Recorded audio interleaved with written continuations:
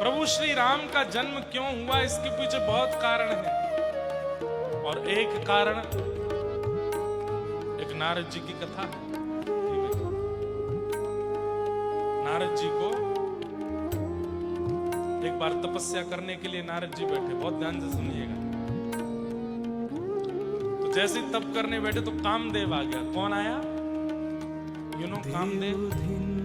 सबकी तपस्या इसी ने भंग की।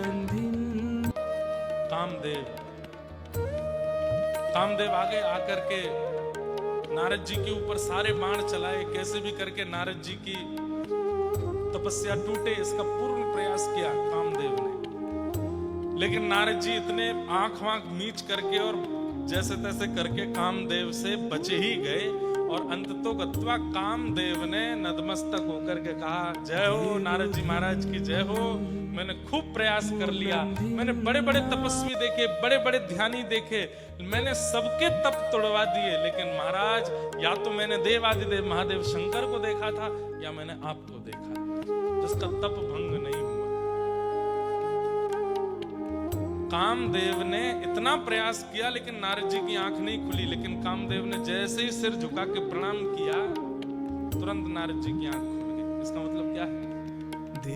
जरूरी नहीं है कि काम ही सब कुछ बिगाड़ता है, कई बार मान भी बहुत कुछ बिगाड़ देता है।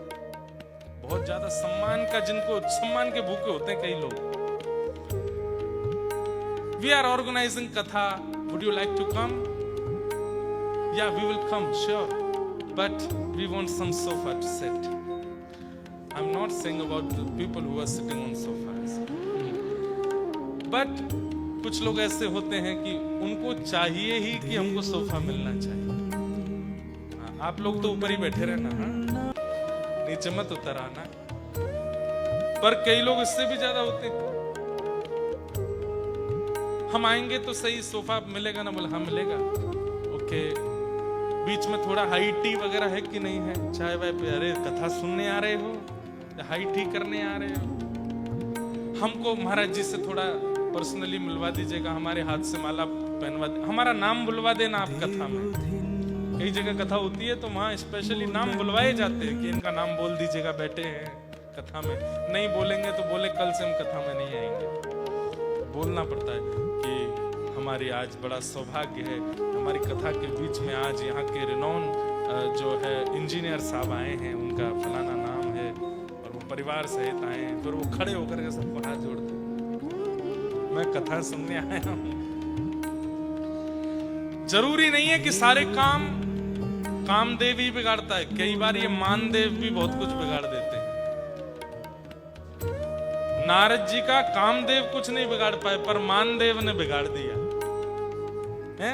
सामने कामदेव ने क्या क्या नहीं किया, लेकिन नारद जी की आंख नहीं खुली। लेकिन जैसे ही चरणों में प्रणाम करके कहा, या तो मैंने महादेव देखे थे या मैंने नारद जी देखे, सोई नारद जी की आंख खुल गई। अच्छा, हमने जीत लिया तुमको? कामदेव बोले, आपने जीत लिया महाराज, या तो महादेव जीते थे या आप जीते। बोले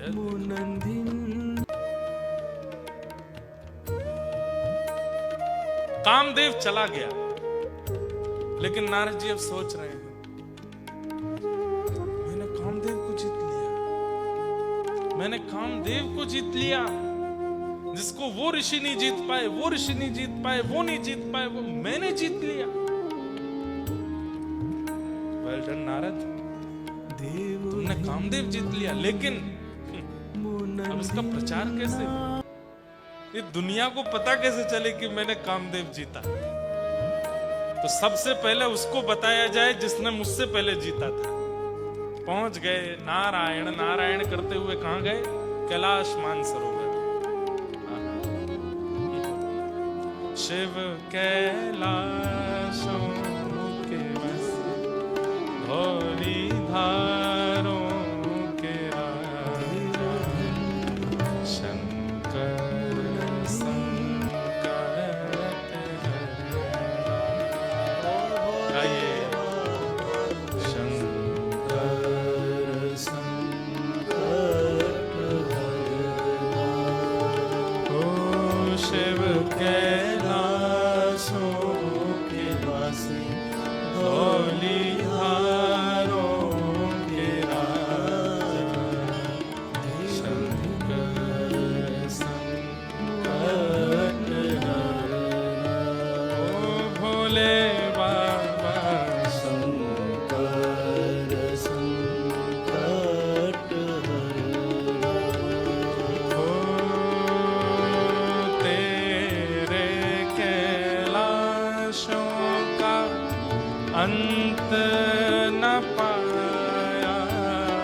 तेरे कैलाशों का अंत न पाया, तेरे कैलाशों का अंत न पाया, तेरे कैलाशों का अंत न पाया, ओ अंत बेअंत तेरी माया, ओ भोले बाबा अंत बेअंत तेरी सब लोग गाइए। माया।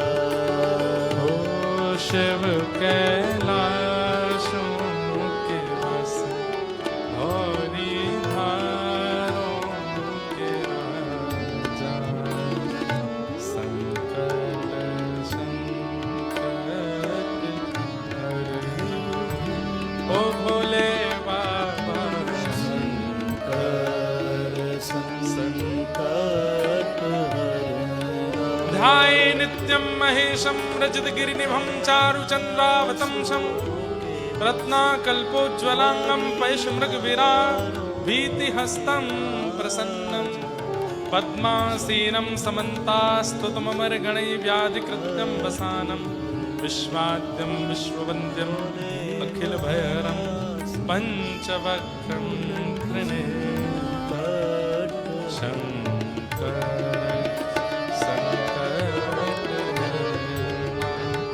ओ भोले बाबा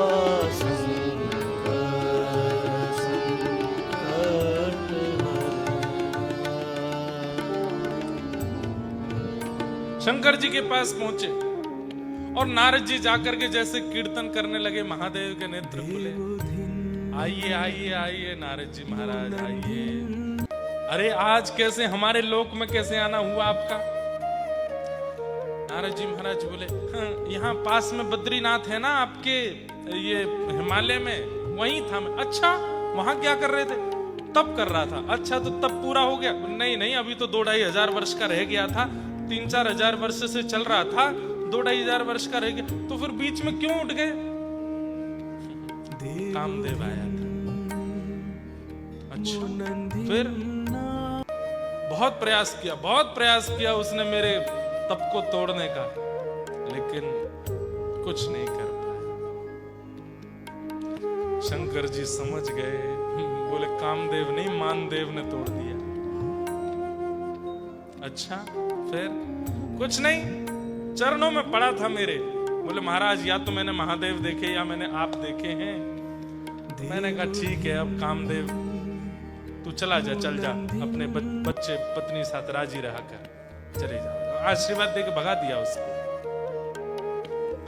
शंकर जी समझ गए, बोले कि इनको मान हो गया इस बात का कि मैंने कामदेव को जीत लिया। लोगों को कई बार अपनी प्रक्रिया का मान हो जाता है। जैसे कोई बहुत मंदिर जाता है, चाहे कोई परिस्थिति हो जाए, साउथ अफ्रीका में रहते हैं, अमेरिका में रहते हैं, कोई और कंट्री में रहते हैं, तो वो मिलके बोलते हैं महाराज जी चाहे बारिश आ जाए, आंधी आ जाए, तूफान आ जाए, बुखार आ जाए, खांसी हो जाए, कोविड में भी मैंने मंदिर जाना नहीं छोड़ा। ये उनका मान बोलता है। सदैव याद रखिएगा, कभी भी अपनी प्रक्रिया का, अपने नियम का, अपने भक्ति का, अपने विचार का मान मत कीजिए। उसको छुपाइए, मत बताइए सबको कि आप रोज क्या करते हैं, रोज आपका नियम क्या है, रोज आपका। उससे आप उसकी नजर में बढ़ेंगे नहीं, बल्कि ऐसी जैसे शंकर जी की नजर में घट गए नारद जी, ऐसे घट जाते हो आप बताने के बाद। मत बताइए। शंकर जी ने कहा सुनिए, आप जा रहे हैं? बोले हाँ। ये जो मुझे बताया है ना? बोले हाँ। ये नारायण को मत बता। पहले तो कहा मुझे बताया और किसी को मत बताना, और किसी को बता दो कि नारायण को मत बताना, हरि को मत बताना। बस इतना ही कहा और नारद जी, शंकर जी प्रणाम करके अपने ध्यान में चले गए। नारद जी महाराज उठ करके क्या सोचने लगे, मेरे वेल विशर नहीं है ये।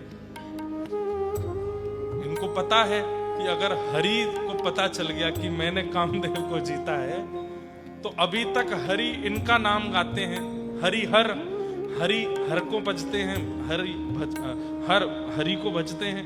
तो बोले कहीं उनको पता चल गया कि मैंने भी कामदेव को जीत लिया है, तो हरि मेरा भी गुणगान गाने लगेंगे, तो इससे हर को इनसिक्योरिटी हो रही है। ये बड़े इनसिक्योर हो रहे हैं कि मेरा बहुत ज्यादा यश हो जाएगा, नाम हो जाएगा, इसलिए मुझे मना कर रहे हैं। पर मैं भी नारद हूं, सबको बताऊं नहीं बताऊं, हरि को तो जरूर बताऊं। शंकर जी ने रोका था कि उनको मत बता। पहुंच गए सीधे क्षीर सागर में, और क्षीर सागर में जाकर के नारायण पौड़े हैं शेष शैया पर।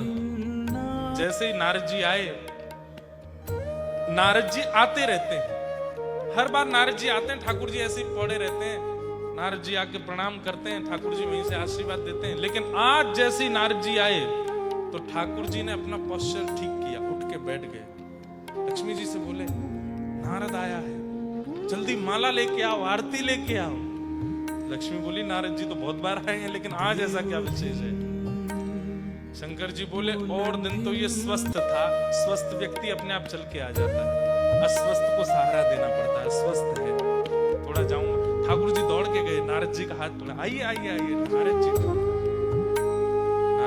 गए, बोले कहीं ऐसा तो नहीं है, इनको पता चल गया है कि मैं कामदेव को जीत के आया हूं। वैसे वैल्यू तो हो गई मेरी, कभी उठते भी नहीं थे शेष शैया से, आज उठ के मुझे उठाने आए हैं बाहर से।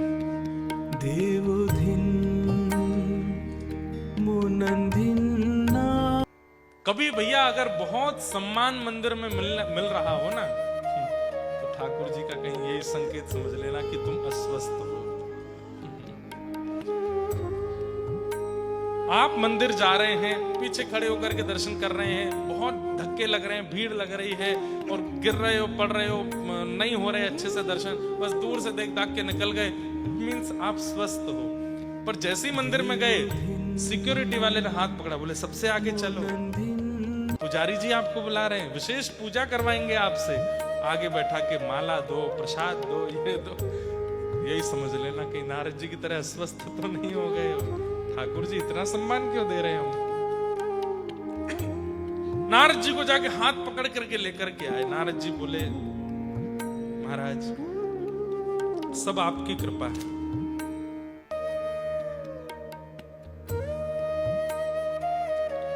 नारद कहो सहित अभिमाना,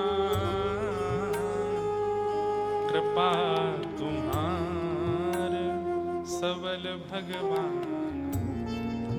नारद जी अभिमान में बोलने लगे, सब आपकी कृपा है भगवान। बोले क्या? तप करने के लिए गया था, 2500 वर्ष का मेरा तप था, लेकिन कामदेव आ गया, बहुत प्रयास किया उसने, लेकिन मेरे तप को बिगाड़ नहीं पाया। हरि बोले अच्छा नारद जी कामदेव को जीत के आए हो? बोले हाँ। सब आपकी कृपा है भगवान, मेरा कोई बल नहीं है, सब आपकी कृपा है। ये अभिमानी लोग ऐसे भी बहुत करते हैं। महाराज आपका बेटा तो बहुत अच्छा पढ़ने लिखने लगा है, उसका तो ऑक्सफोर्ड यूनिवर्सिटी में जो है सिलेक्शन हो गया है, वहां पढ़ने लगा है, आपका बेटा कितना मेधावी निकला। सब आप बड़ों का, सब आप बड़ों का, हमारा का सब आप बड़ों का आशीर्वाद। ये अति मानी व्यक्ति ऐसे करते हैं।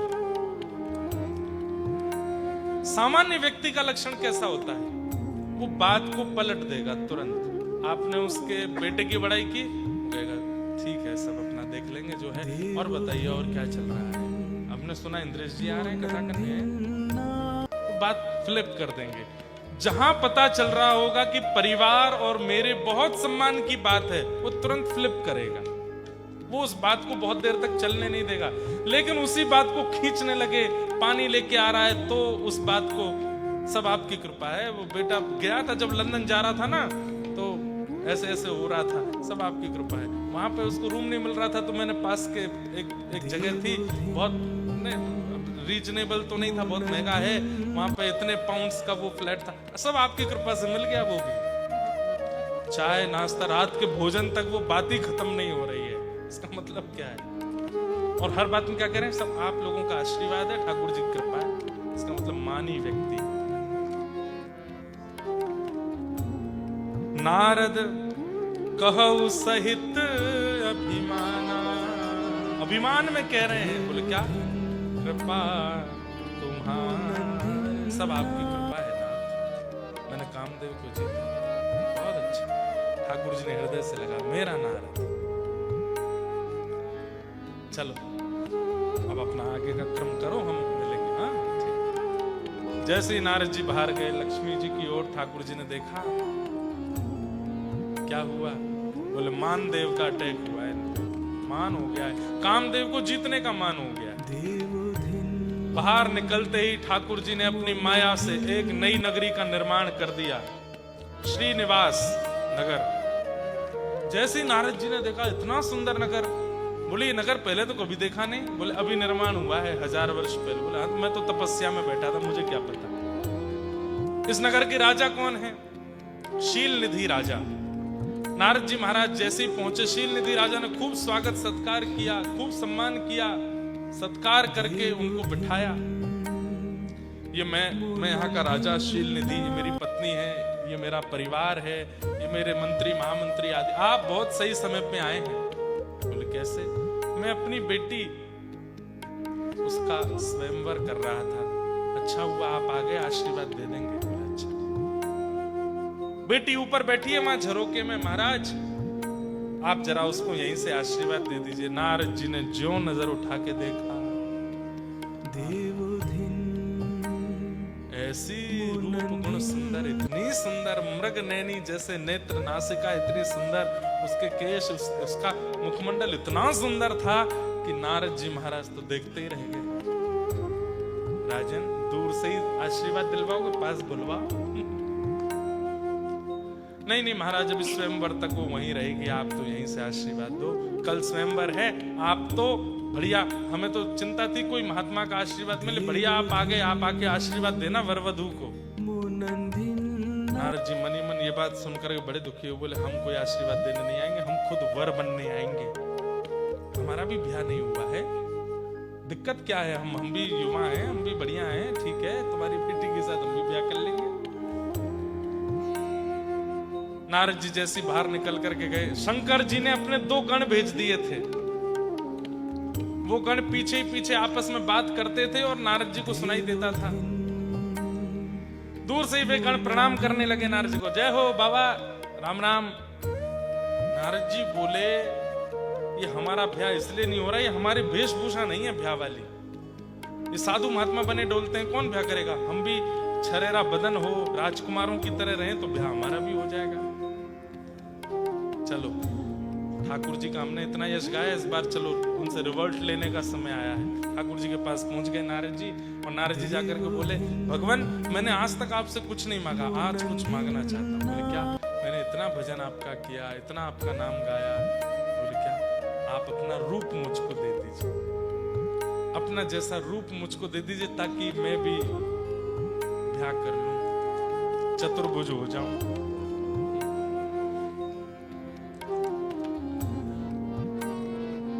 ठाकुर जी बोले इतनी सी बात? प्रसंग तो बहुत बड़ा है। ठाकुर जी ने कहा, भाई कुछ और भजन की सामग्री नहीं मांगी, भोग की सामग्री मांग रहे हो। देखो काम से जीतना इसका मतलब ये नहीं होता कि काम ने अपने सारे पैतर ने अपनाए और आप उससे निकल के चले गए, नहीं। मान कई बार घुमा फिरा के काम के पास ले जाता है। अब नारद जी घूम के काम के पास ही जा रहे हैं। अब उनकी इच्छा हो रही है कि मेरा भी ब्याह हो, मेरी भी गर्भस्थी हो, मैं भी भोग भोगूं। कई बार बंधुओं पराजय जो होती है ना, वो आपको संभालती है, कई बार विजय आपका नाश कर देती है। ये आपने अनुभव किया होगा।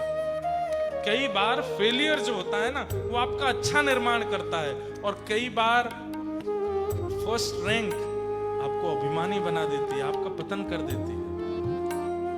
Sometimes, not always, failures are important. जरूरी है। नारद जी की जीत आज उनके नाश का कारण बन रही है। ये सब तो खैर लीला है। भगवान ने कहा ठीक है, हमने दे दिया अपना रूप। नारद जी ने जाकर के जैसे ही देखा, तो नारद जी ने देखा तो उनको लगा साक्षात नव कंजलोचन कंज मुख कर कंज पद कंजारुणम। जैसे ठाकुर जी हैं वैसे ही नारद जी को अपना रूप दिखने लगा। नारद जी जाकर के स्वयंवर में बैठ गए। शील निधि की पुत्री ने सबके आगे घूम घूम करके और जैसे ही नारद जी को देखा, नारद जी को देख करके तो क्रोध में आ गई। पिताजी ऐसे ऐसे लोगों को बुलाया मेरे स्वयंवर में।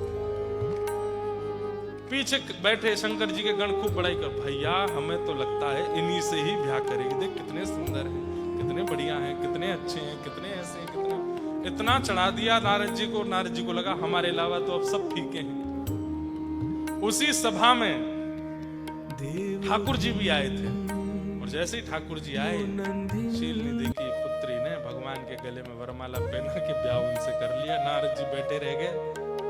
भौरे ने खिलाया फूल, फूल को ले गया राजकुमार। नारद जी दौड़ करके गए।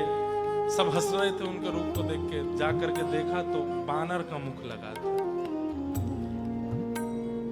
क्रोध में भर गए, मेरे साथ ऐसा किया, जीवन निकाल दिया मैंने नारायण नारायण हरि हरि गा करके, और इन्होंने मेरे साथ ऐसा किया। एक बार कहा था कि सुंदर रूप दे दो, मेरा घर गृहस्थी बस जाती, पर इन्होंने मेरे साथ अच्छा नहीं किया। तभी भगवान रथ में बैठ करके भूदेवी श्रीदेवी दोनों बैठी थी साथ में, आ रहे थे। क्रोध में भर गए नारद जी। भगवान ने कहा नारद ठीक हो? बोले ठीक हो। मुझे कहते हो ठीक हो? मेरे साथ इतना बुरा किया, मैं श्राप देता हूं। जिस प्रकार एक कन्या के विरह में मैं व्याकुल हुआ था, आप भी विरह में व्याकुल हो।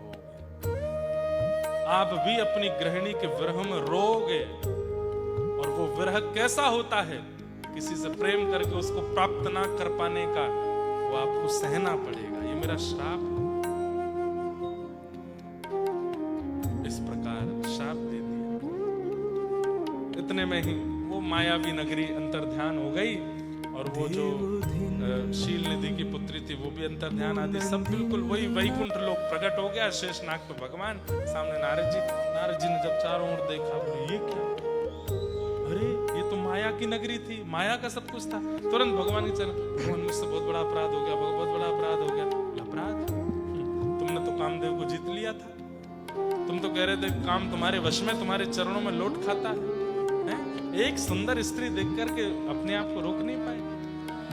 भगवान मैंने बहुत बड़ा अपराध कर दिया, ये सब तो अपराध हुआ ही, उससे बड़ा अपराध मैंने शाप दे दिया। पर भगवान बोले कोई बात नहीं, तुम्हारी शाप की पूर्ति क्या हम करेंगे और हम राम बन करके आएंगे, दशरथ जी के यहाँ राघव का रूप धारण करके आएंगे। और तब आकर के तुम्हारे शाप को, क्योंकि तुम मेरे भक्त हो, तुम्हारी कही गई इस बात को पूर्ण करने के लिए हम आएंगे और हम रोएंगे, सीता जी के विरह में रोएंगे। सब कुछ